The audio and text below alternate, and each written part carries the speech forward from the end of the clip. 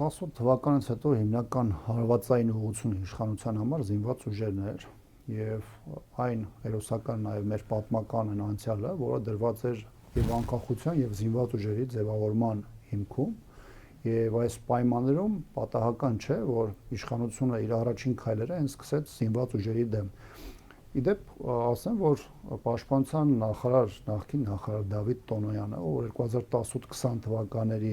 այդ հանգրվանային փուլում եղել է պաշտպանության նախարար, նույնիսկ ինքն է իր գրքում սրա հետ կապված որոշակի ձևակերպումներ հնչեցրել, առայն հաստատելով, որ զինված ուժերի եւ նրա առանձին հրամանատարի նկատմամբ ոչ միայն կոնկրետ գործողություններ են իրականացվել, այլ դա նաեւ ազդել է ընդհանուր ներսում, զինված ուժերի ներսում արկա բարոյական իրավիճակի վրա։ Սա նաեւ շատ կարեւոր է հասկանալ առաջին հերթին այն տեսանկյունից, որ այդ զինված ուժերն են հետո 44-օրյա պատերազմում։ Այդ երբ է հասկացել Դավիթ Տոնոյանը, կներեք, բանտում գտնվելու ժամանակ է հասկացել, թե երբ որ բան էր անում Փաշինյանի սցենարի մեջ տեղավորված նոր տարածքներ, նոր բան,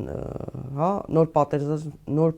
նոր տարածքներ կոչերով էր հանդես գալիս Հայաստանում ու Սփյուռքում։ Այդ երբ է հասկացել։ Դավիթ Տոնոյանը որպես կառավարության անդամ եւ կառավարության առանցքային պաշտոնյա պատասխանատվություն է կրում ոչ միայն իր ոլորտի, այլ առասարակ քաղաքական այն որոշումների համար, որոնք իր պաշտոնավորման ժամանակ տեղի ունեցել են։ Եվ եթե Դավիթ Տոնոյանը այստեղ նաև այլ ասելիք ունի, ընդ որում այդ գրքում բավականին հետաքրքրական հատվածներ կան, մի կողմ եմ դնում այդ իր ինքնահարթարացման այդ ընդհանուր թելը, որը գնում է,